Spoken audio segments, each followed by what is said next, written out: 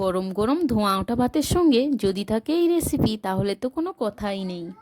এই রেসিপি একবার বাড়িতে আমার মতো করে বানিয়ে দেখুন, বাড়ির সকলে মাংস ছেড়ে এই রেসিপি খেতে চাইবে। আমি অমৃতা, আপনারা দেখছেন অমৃতা রান্নাবান্না চ্যানেলে। আজকের রেসিপি শোল মাছের কালিয়া। শোল মাছের কালিয়া বানানোর জন্য নিয়ে নিয়েছি 4 পিস শোল মাছ। তো মাছগুলোকে এখন আমি টুকরো টুকরো করে কেটে নেব। কোনো মাছের কালিয়া বানাতে হলে অবশ্যই মাছগুলোকে প্রথমে ছোট ছোট টুকরো টুকরো করে কেটে নিতে হয়, তাতে মাছের স্বাদ ভালো হয় এবং দেখতেও সুন্দর লাগে। এই রেসিপি খুবই সহজে রান্না করা যায়, অথচ খুবই অতুলনীয় স্বাদের হয়।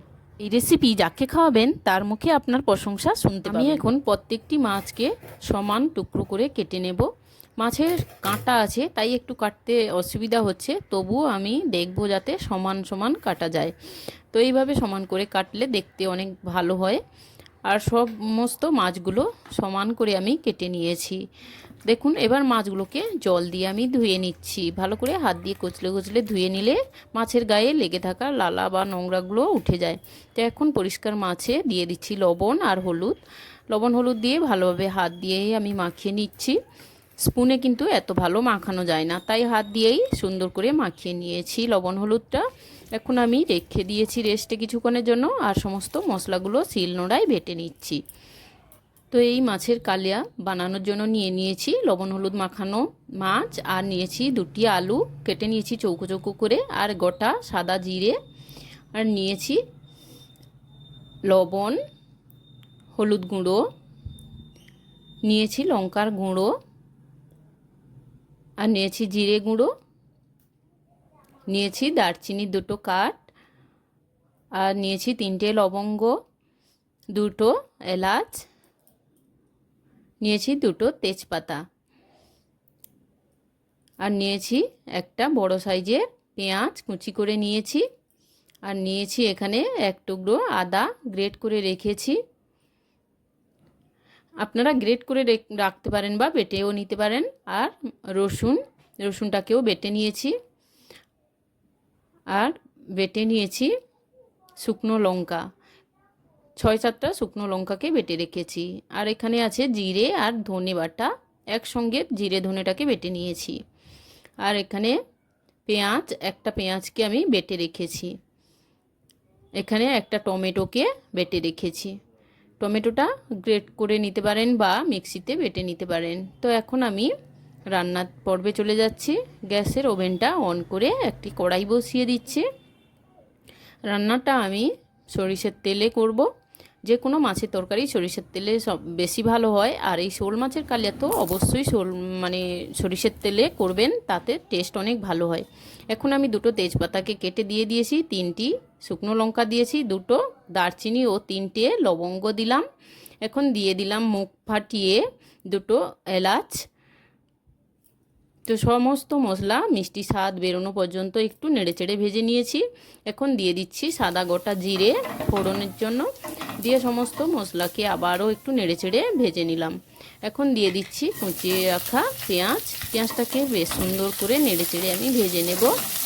পেঁয়াজের কালারটা চলে যাওয়া পর্যন্ত ভেজে নিতে হবে। এখন আমি একটু লবণ ছিটিয়ে দিলাম, যাতে করে তাড়াতাড়ি পেঁয়াজটা নরম হয়ে যায়। পেঁয়াজটাকে সুন্দর করে এইভাবেই ভেজে নেব। সমস্ত মশলাগুলো আমি কষিয়ে নিয়েছি। এখন মাঝখানে একটু জায়গা করে নিচ্ছি, দিয়ে দেব রসুন বাটাটা মাঝখানে দিয়ে আবারও একটু ভালো করে ভেজে নেব। রসুনের কাঁচা গন্ধ চলে যাওয়া পর্যন্ত একটু নেড়েচেড়ে কষিয়ে নিচ্ছি রসুনটাকে। তো রসুনের একটা উগ্র গন্ধ থাকে, তাই একটু ভালো করে ভেজে নিতে হবে। রসুনটা নাড়িয়ে চাড়িয়ে ভেজে নেওয়ার পরে আবারও একটু জায়গা করে দিয়ে দিলাম বেটে রাখা আদাটাকেও আমি ভালো করে ভেজে নিচ্ছি।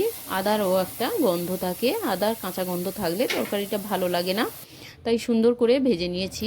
আর ওটা ভাজা হতে থাক, ততক্ষণ আমি পাশের ওভেনে একটি ফ্রাইং প্যান গরম করে সরিষার তেল দিয়ে তাতে দিয়ে দিলাম কেটে রাখা আলু, আর আলুর ওপরে দিয়ে দিলাম লবণ ও হলুদ, দিয়ে সুন্দর করে লাল লাল করে আলুটাকে ভেজে নেব। আলুটা এমনভাবে ভাজবো ঢাকা দিয়ে দিয়ে, যাতে করে আলুটা ভাজার সঙ্গে সঙ্গে সেদ্ধ হয়ে যাবে। আর আমার সুন্দর করে লাল লাল করে ভাজা হয়ে গিয়েছে। আর এখন দেখে নেব আলুটা সেদ্ধ হয়েছে কতটা। দেখুন আস্তে করে চাপ দিয়েছি, আলুটা কিন্তু সুন্দরভাবে কেটে গিয়েছে। তবে বুঝে নিতে হবে আলুটা খুব সুন্দরভাবে সেদ্ধও হয়ে গেছে ভিতর থেকে। এখন আমি আলুটাকে নামিয়ে নেব একটি পাত্রের মধ্যে। তো আমি সমস্ত আলুগুলো নামিয়ে নিয়েছি কড়াই থেকে। এখন আমি পাশের ওভেনে আমার মশলাগুলোও সুন্দরভাবে কষানো হয়ে গিয়েছে। এখন আমি দিয়ে দিচ্ছি লাল লঙ্কার গুঁড়ো। এতে করে কালিয়ার স্বাদটা অনেক ভালো হয় এবং কালারটাও সুন্দর আসে, সেই জন্য সুন্দরভাবে লাল লঙ্কার গুঁড়োটাকে ভেজে নিয়েছি। এখন দিয়ে দিচ্ছি হলুদ, পরিমাণ মতো হলুদটা দিতে হবে অবশ্যই।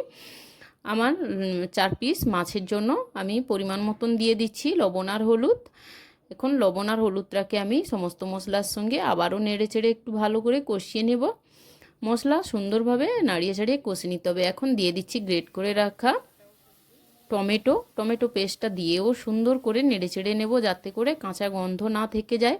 মশলার কাঁচা গন্ধ থাকলে কিন্তু তরকারিটা ভালো লাগে না, সেই জন্য সমস্ত মশলা দিতে দিতে ভেজে নিতে হবে। এখন দিয়ে দিচ্ছি গ্রেট করে রাখা পেঁয়াজটা গ্রেট করতে পারেন বা বেটে নিতে পারেন। আমি শিলনোড়ায় বেটে নিয়েছি, তো আমি দিয়ে দিলাম আমার বেটে রাখা পেঁয়াজটা। সমস্ত মশলাকে কষিয়ে এখন দিয়ে দিচ্ছি বাটা লঙ্কা। তো শুকনো লঙ্কার বাটাটা দিয়েও আমি কষিয়ে নেব মশলাটাকে। সুন্দরভাবে মশলা কষাতে হবে। মশলাটা দেখুন আমার আস্তে আস্তে কষানো হয়ে এসেছে। এখন আমি দিয়ে দিলাম জিরে আর ধনের বাটা। জিরে ধনে বাটাটা দিয়েও আবারও নাড়িয়ে চাড়িয়ে দেব। বারবার যে কোনো একটা মশলা দিয়ে নাড়িয়ে চাড়িয়ে রাখতে হবে, না হলে কিন্তু কড়াইতে লেগে যাওয়ার চান্স থেকে যায়। এখন আমার সমস্ত মশলা থেকে তেল ছেড়ে গিয়েছে, মশলাটা আমার সুন্দরভাবে কষানো হয়ে গিয়েছে। এখনও আমি আর রান্নার মাঝে তেল বা জল কিছুই অ্যাড করিনি। এখন আমি মশলার জলটা দিয়ে দিলাম, মশলা ধোয়ার বাটি থেকে একটু জল দিয়ে দিলাম মশলার জলটা। এই জলটা দিয়েও আমি আবারও নেড়ে চেড়ে কষিয়ে নিয়েছি মশলাটাকে। এখন আমি এই মশলার মধ্যে অ্যাড করে দেব আমার ভেজে রাখা আলুটা দিয়েও আবারও কষিয়ে নেব সমস্ত মশলা আর আলুটা। এই রেসিপি ভালোভাবে মশলা আর আলুটা কষানো হয়ে গিয়েছে। এখন আমি দিয়ে দিচ্ছি লবণ হলুদ মাখিয়ে রাখা মাছটা, শোল মাছটা। লবণ হলুদ মাখিয়ে কিন্তু ঢাকিয়ে রাখবেন মাছটাকে। তো এতক্ষণ আমার ঢাকানো ছিল। এখন আমি মাছটা দিয়ে আবারও নেড়ে চেড়ে ভালো করে কষিয়ে নিচ্ছি। এইভাবে কাঁচা মাছের কালিয়া করবেন, অবশ্যই সুন্দর লাগবে। মাংস স্বাদকে হার মানিয়ে দেয় এই রেসিপি। আর এইভাবে শোল মাছের কালিয়া দারুণ টেস্টি হয়। তো এখন আমি ঢাকিয়ে দেব প্রায় 5 মিনিটের জন্য। 5 মিনিটের জন্য এইভাবে মাংস যেভাবে আমরা একটু ঢাকিয়ে আবারও নাড়াচাড়া করি, আবার ঢাকনা দেই, এইভাবে ঢাকিয়ে ঢাকিয়ে মাঝে মাঝে নাড়িয়ে চাড়িয়ে দেব, ঢাকনা খুলে আবারও ঢাকিয়ে দেব। এইভাবেই কিন্তু এই রেসিপিটা করলে অনেক টেস্ট হয়। আর ভিতর থেকে মাছটা সেদ্ধও হয়ে যায় আর সমস্ত মশলাগুলোও ঢুকে যায় আর খুব সুন্দর টেস্ট হয়। তো মাছগুলোকে আস্তে আস্তে নাড়াচাড়া করতে হবে, তা না হলে মাছগুলো কিন্তু ভেঙে যেতে পারে। মাছ আর আলু যাতে ভেঙে না যায় সেই দিকে খেয়াল রেখে অবশ্যই আস্তে আস্তে নাড়াচাড়া করতে হবে। আর একটু বেশি নাড়াচাড়া করলে মশলাটা ভালোভাবে ঢুকে যায়। আমি আবারও নাড়িয়ে চাড়িয়ে আবারও ঢাকিয়ে দিচ্ছি মিনিটখানের জন্য। 1 মিনিট আমার হয়ে গিয়েছে। আমি এবার খুলে নেব ঢাকনাটা, আবারও একটু নাড়িয়ে চাড়িয়ে দিচ্ছি। দেখুন কত সুন্দর একটা কালার এসে গেছে আর ভাজা মশলার সেন্ট আসছে। তো সব সময় খেয়াল রাখতে হবে কড়ার তলাতে যেন লেগে না যায়, যদি লেগেও যায় ভালোভাবে তুলে নিতে হবে। এখন আমি পাশের ওভেনে গরম জল করতে দিয়েছিলাম, তো সেই গরম জল দিয়ে দিলাম। গরম জলটা বুঝে শুনে দেবেন, যেন খুব ঝোল না থাকে আর খুব কম না হয়ে যায়। 1 বাটি মতন জল দিয়ে আমি ঢাকিয়ে দিয়েছিলাম 2 মিনিটের জন্য। 2 মিনিট পরে ঢাকনা খুলে আবারও একটু নাড়িয়ে চাড়িয়ে দেখে নেব কতটা সেদ্ধ হয়েছে। এখন দিয়ে দিচ্ছি গরম মশলা 1 চামচ। তো গরম মশলা দেওয়ার পরেও একটু ভালোভাবে নাড়িয়ে চাড়িয়ে দিচ্ছি, দিয়ে আবারও একটু ঢাকিয়ে দিলাম 1 মিনিটের জন্য। তো ফিরে আসছি 1 মিনিট পর। এখন আমি গ্যাসের ওভেনটা অফ করে দিয়েছি আমার তরকারিটা পুরোপুরি রেডি। দেখুন তরকারিটা দেখতে কত সুন্দর হয়েছে, কালারটা যত সুন্দর হয়েছে তরকারিটা খেতেও কিন্তু অপূর্ব টেস্ট হয়েছে। বন্ধুরা একবার আমার মতো করে এই রেসিপিটা বানিয়ে খাবেন, তো আমি আশা করছি আপনাদের এত ভালো লাগবে যে আপনারা এই রেসিপি বারবার খেতে চাইবেন। বন্ধুরা এই রকম সুন্দর রেসিপি পেতে অমৃতার রান্নাবান্না চ্যানেলটি সাবস্ক্রাইব করে পাশের বেল বাটনটি প্রেস করে রাখুন, যাতে করে অল নোটিফিকেশান আপনাদের কাছে পৌঁছে যায়। আর রেসিপি ভালো লাগলে অবশ্যই লাইক করুন আর কমেন্ট করে জানান রেসিপি কেমন হয়েছে। আর আপনারা বন্ধুদের কাছে শেয়ার করে আমার পাশে থাকুন। ফিরে আসছি পরের রেসিপিতে, ততক্ষণের জন্য ভালো থাকবেন, সুস্থ থাকবেন। এতক্ষণ আমার সাথে থাকার জন্য ধন্যবাদ। আপনারা অন্য কোনো রেসিপি দেখতে চাইলে অবশ্যই কমেন্টে জানান।